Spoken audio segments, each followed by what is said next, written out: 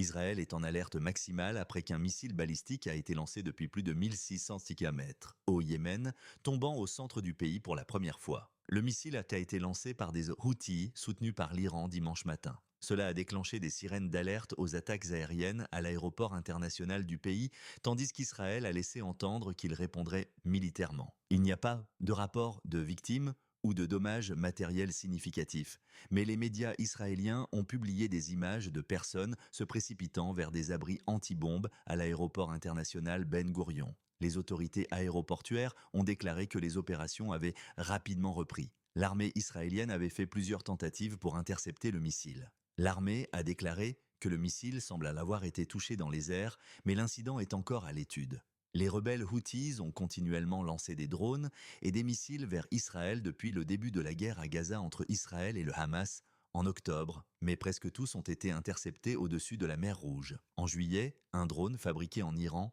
lancé par des rebelles Houthis, a frappé Tel Aviv, tuant une personne et en blessant 10 autres.